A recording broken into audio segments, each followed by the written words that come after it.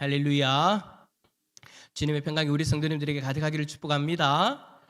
자, 오늘 말씀의 제목은 믿음으로 승리합시다입니다. 여러분, 구약의 성경의 이야기들 중에 여러분들이 가장 잘 아시는 이야기 중에 여호수아와 갈렙 이야기 잘 아시죠, 그죠?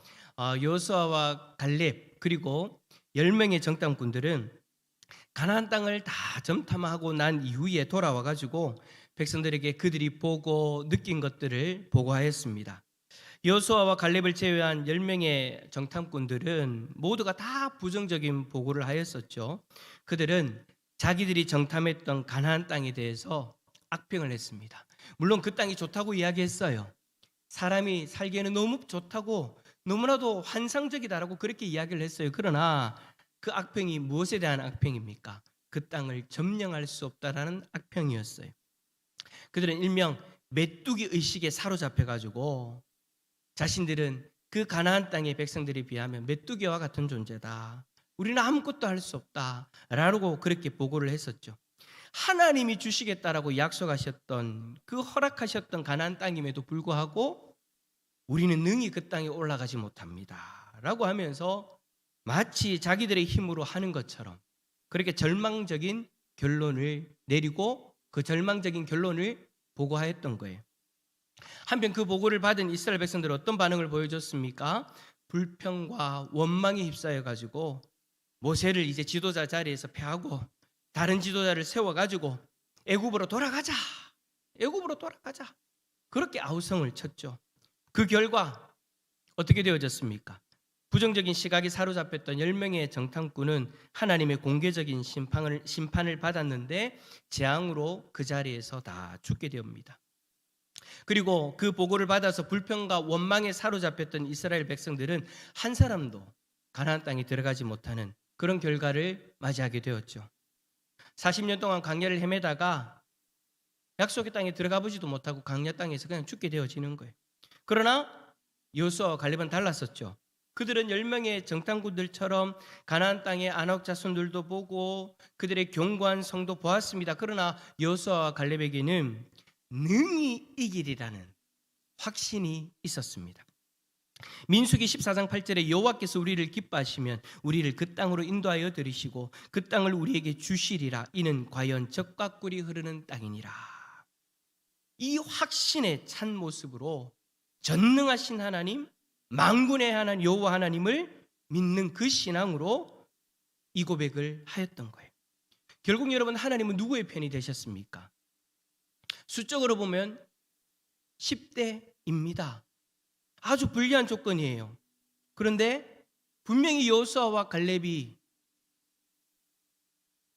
수적인 열세에 분명히 지고도 그들이 묻혀야 되는, 그냥 무시되어져야 되는 그런 상황이었지만, 백성들도 신임하지 않는 그런 상황 속에서 무시되어져야 되는 그런 상황이었지만, 하나님은 여호수아와 갈렙 편에 서서 그들을 살려주시죠.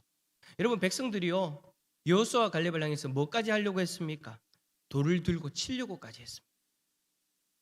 10명의 그 불평의 그 보고를 받아들이고 거기에 마음을 열어서 믿음으로 확신한 그 보고는 물리쳐버리고 그 보고를 한 여호수아와 갈렙을 돌로 치려고 하는 그 순간 하나님께서 친히 개입하셔서 여호수아와 갈렙의 편에 서 주셨죠.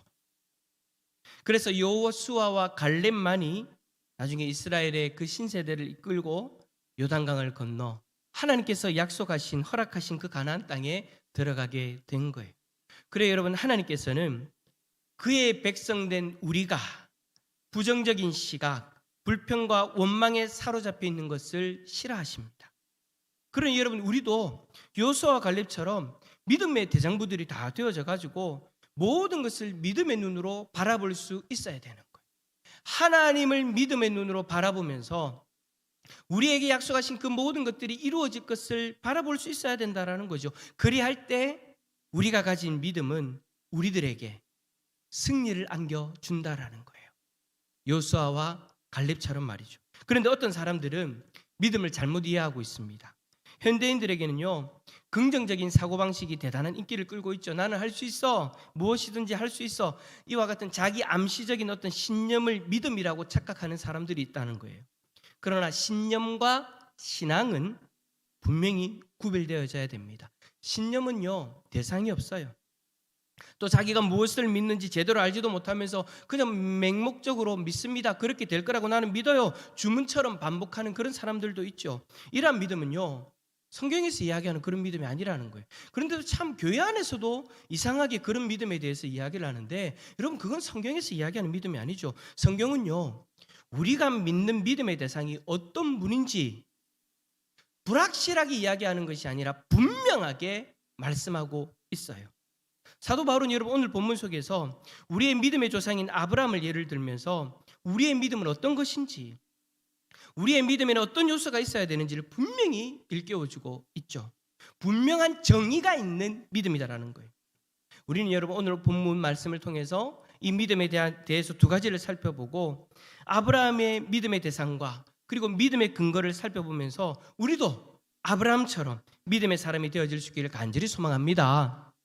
자, 첫 번째, 그 믿음의 대상이 누구냐? 성경이 분명하게 이야기한다고 했는데 믿음의 대상에 대해서 한번 생각해 봅시다. 여러분, 아브라함은 누구를 믿었습니까? 예, 자기의 힘이나 자기의 물질이나 자기의 재주를 믿은 것이 아니죠. 17절에 보니까 기록된 바 내가 너를 많은 민족의 조상으로 세웠다 하신가 같으니 그가 믿은 바라고 그렇게 고백합니다. 그가 믿은 바 누구이십니까? 하나님이신 거예요. 그가 믿은 바는 여호와 하나님이신 거예요. 그러면 아브라함이 믿은 하나님은 여러분 어떤 분이십니까? 17절 후반에 이 믿음의 내용이 기록되어져 있죠. 아브라함의 믿음의 첫 번째 내용은요, 우리 하나님이 죽은 자를 살리신 하나님이다라는 거예요. 아브라함이 하나님을 믿는데 그 하나님에 대해서 죽은 자를 살리시는 하나님이다 라는 그 확신이 있었다라는 거예요. 그 믿음이 있었다라는 거예요.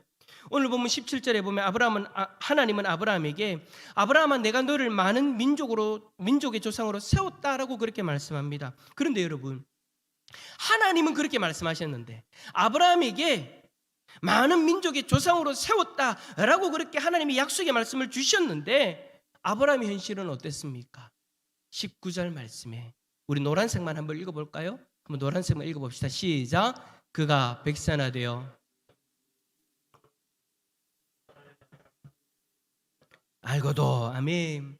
자, 여러분, 이 문장의 헬라어 원어를 보면 몸이 죽은 것 같고라는 이 표현이요, 현재 완료형으로 사용되어진 것을 볼 수 있어요. 무슨 말이냐면 이미 죽었다라는 거예요.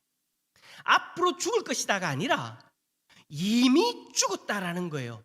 무슨 말입니까? 아브라함의 생산 능력이 끊어졌다라는 거예요. 이미 아브라함은 더 이상 자식을 낳을 수 없는 상황이라는 거예요. 그래서 여러분, 죽었다라고 표현하고 있는 거예요. 뿐만 아니라 아브라함만 그렇습니까? 아내 사라도 마찬가지예요. 사라의 태도 죽었어요.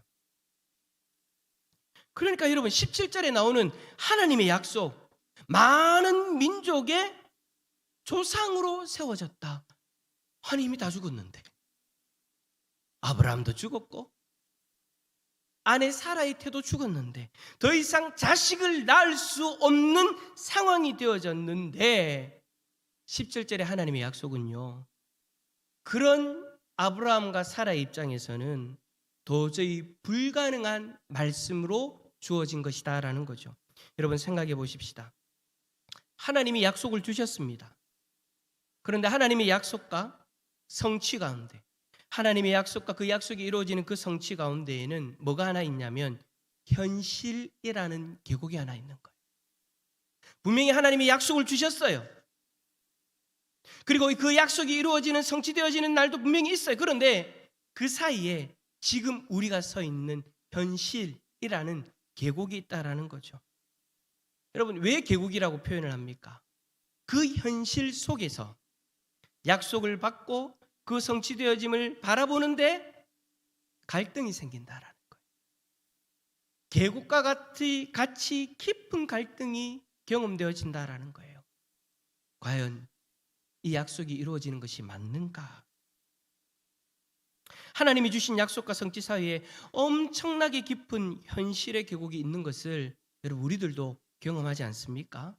하나님이 우리의 삶 가운데 말씀을 통해서 우리에게 분명히 약속하신 것들이 있어요. 그리고 그 약속이 성취되어질 것을 우리가 바라보아요. 그런데 이 현실이라는 계곡 속에서는 마치 그 약속은 불가능한 것 같아 보여요. 마치 아브라함이 죽은 것처럼. 자식을 낳을 수 없는 상황에 처해 있는데 너를 통해서 많은 민족이 일어난다? 그거는 여러분 진짜 계곡 중에 가장 깊은 계곡인 거예요. 내 현실은 할 수 없어요. 근데 하나님은 된다라고 이야기하니까 그게 기가 차는 거예요. 나는 내 현실을 바라볼 때는 하나님의 말씀이, 약속의 말씀이 이루어질 것 같아 보이지 않아요.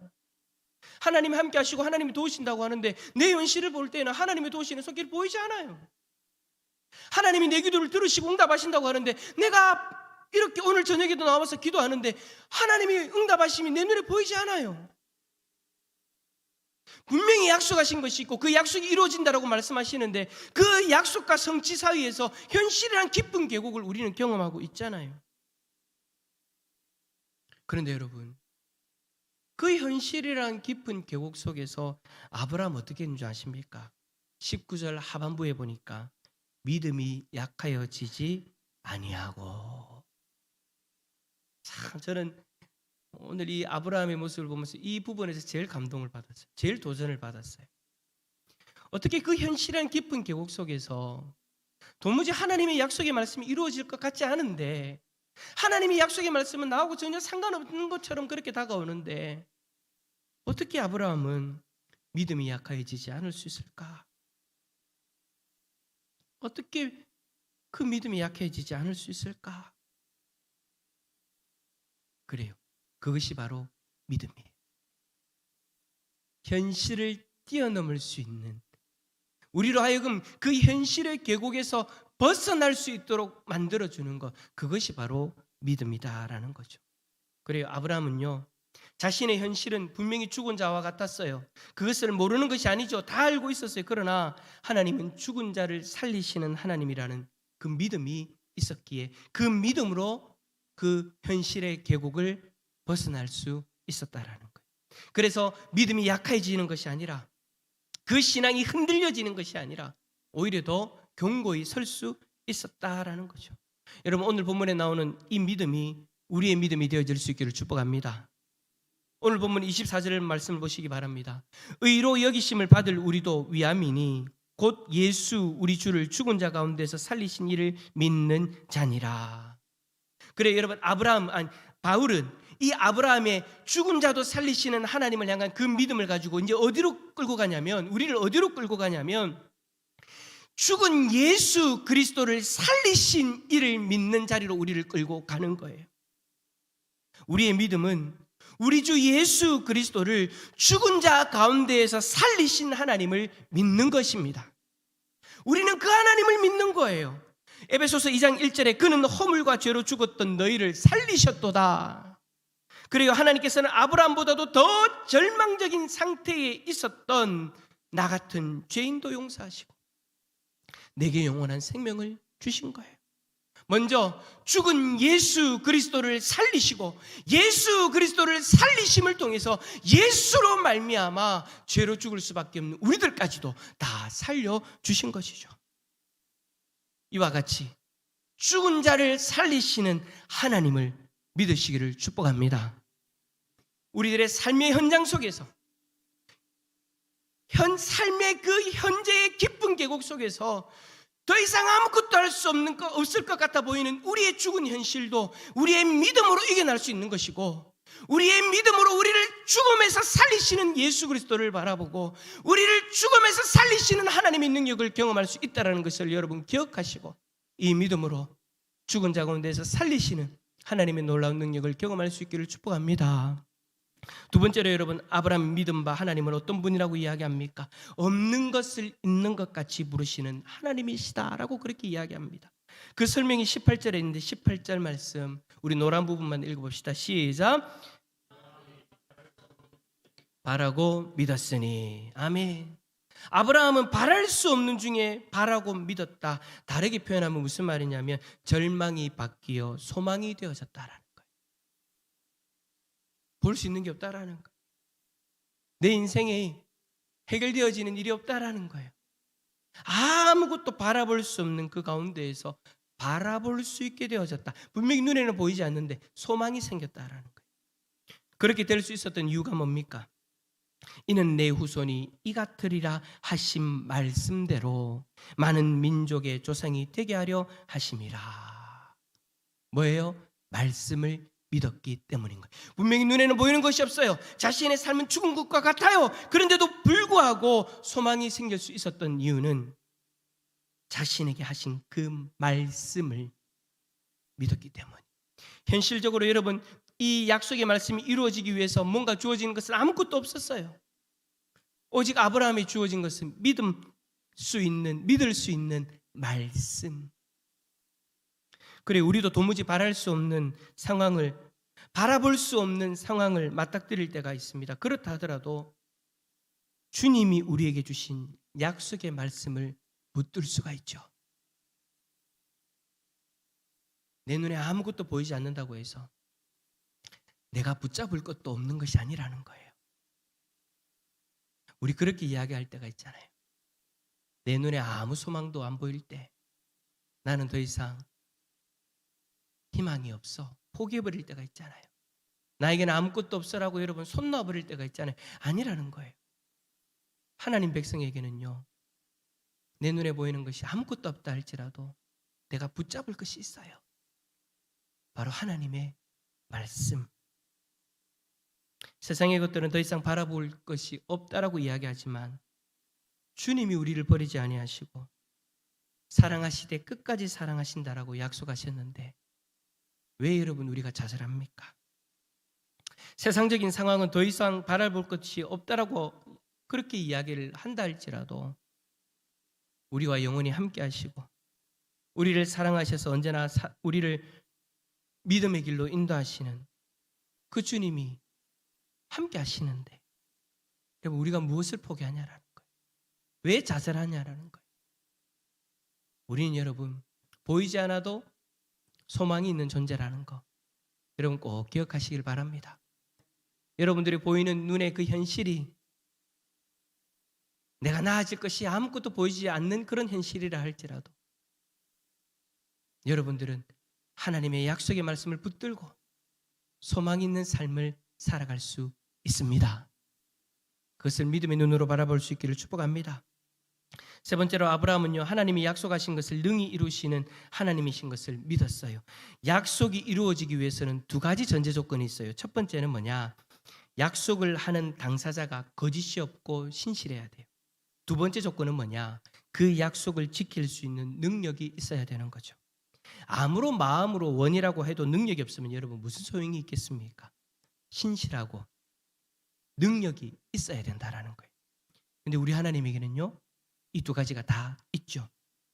21절에 약속하신 그것을 또한이라고 했는데 또한이란 이 말은요, 강조하는 거예요. 반드시라는 의미인 거예요. 거짓 없으신 하나님은 헛된 말을 하는 법이 없어요. 하나님이 말씀하신 그것은 반드시 이루시는 하나님이라는 것을 여러분 기억하시기를 축복합니다. 뿐만 아니라 하나님은 전능하신 하나님이시기에 약속하신 그것을 능히 이룰 수 있는 능력이 있는 하나님이라는 거예요. 따라서 하나님은 약속하신 그것을 반드시 성취할 수 있는 하나님이신 것 우리 모두가 믿을 수 있기를 축복합니다. 오늘 저녁에 여러분 기도하러 나오신 이유가 뭐예요? 우리에게 그 믿음이 있기 때문에 나온 거잖아요. 오늘 이 저녁에 우리의 기도를 들으시는 하나님, 우리에게 응답하신다라고 약속하신 하나님, 그 하나님의 신실하심과 그 하나님의 전능하심을 믿기 때문에 오늘 이 기도의 자리로 나오신 것 아닙니까? 아무도 아멘을 안 하시니까 잘 모르겠네요. 맞잖아요. 우리에게는 이 두 가지에 대한 믿음이 있죠. 오늘 이 저녁에 신실하신 하나님, 전능하신 하나님, 그 하나님 앞에 우리의 기도를 아뢰고 응답하실 하나님을 바라볼 수 있기를 축복합니다. 그래 여러분, 우리가 지금까지 첫 번째, 두 번째, 세 번째 하면서 믿음의 대상에 대해서 우리가 살펴보았다면 이제 마지막 두 번째로 아브라함에게 있는 믿음의 근거를 한번 생각해 봅시다. 아브라함은 무엇을 근거로 해서 하나님을 믿었습니까? 자기의 감정? 우리 솔직히 그럴 때 있잖아요. 우리가 하나님을 믿는다고 이야기하면서 하나님을 의지한다라고 이야기하는데 우리의 감정에 따라서 여러분 그 믿음이 흔들릴 때가 얼마나 많습니까? 그런데요. 그게 여러분 그 감정적인 부분이 우리의 근거가 되어져서는 안 된다라는 거예요. 감정적인 부분이 근거가 되어져서 오늘은 정말 하나님이 나를 도와주실 것 같아. 그 믿음? 여러분 그거는 아니에요. 감정이 근거가 되어지는 믿음이 되어져서는 안 돼요. 그렇다면 또 다른 것 하나. 체험? 체험이 여러분 혹시나 여러분들에게 믿음의 근거가 되어졌습니까? 내가 옛날에 이런 체험이 있기 때문에 하나님을 믿는다. 죄송하지만 여러분 그 체험도 여러분의 온전한 믿음의 근거가 되어질 수가 없는 거예요. 그러면 여러분 우리의 믿음의 근거는 무엇이 되어져야 될까요? 18절에 보니까 아브라함이 바라할 수 없는 중에 바라고 믿었으니 이는 내 후손이 이 같으리라. 그 말씀대로 많은 민족의 조상이 되게 하려 하심이라.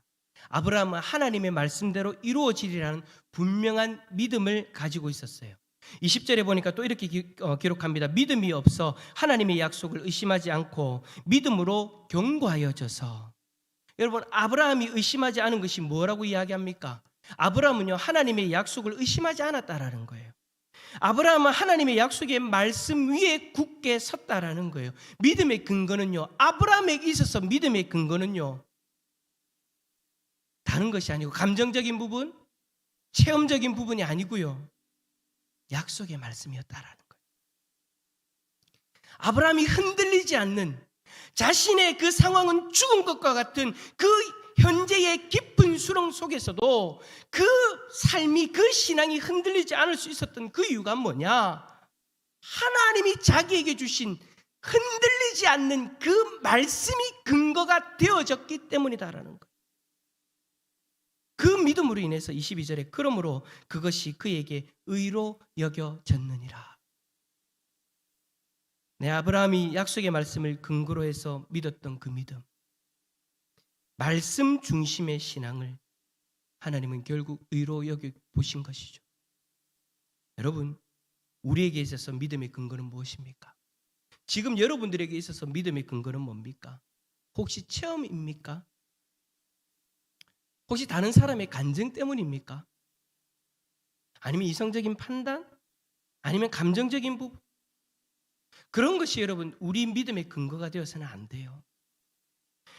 우리는요 오직 한 가지 하나님의 말씀, 그 약속의 말씀이 우리 믿음의 근거가 되어져야 된다라는 거예요. 저는 여러분 참 한 번씩 깜짝깜짝 놀랄 때가 있어요. 교회사에 가면서 많은 분들을 만나고 신앙적인 상담도 하고 훈련을 하면서 양육을 하면서 여러 가지 이야기들을 하지 않겠습니까? 그런 이야기를 할 때 정말 여러분 그런 분들이 계시더라고요. 본인이 가지고 있는 그 믿음의 근거가 체험인 거예요. 그 믿음의 근거가 감정적인 부분인 거예요. 그러니까 여러분 어떤 일이 일어나겠습니까? 감정이 여러분 우리의 감정이 일정하지 않잖아요. 감정에 따라 요동치는 거예요. 감정에 따라서 어떨 때는 구원받은 것 같고 어떨 때는 구원받지 못한 것 같은 그런 일이 일어나는 거예요.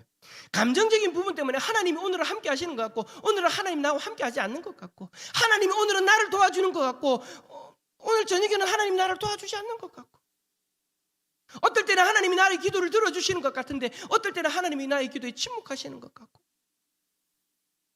체험에 따라서 그렇게 자신의 믿음이 근거가 되어져 버리니까 체험도 여러분 우리가 여러분 매 순간마다 할 수 있는 것이 아니잖아요.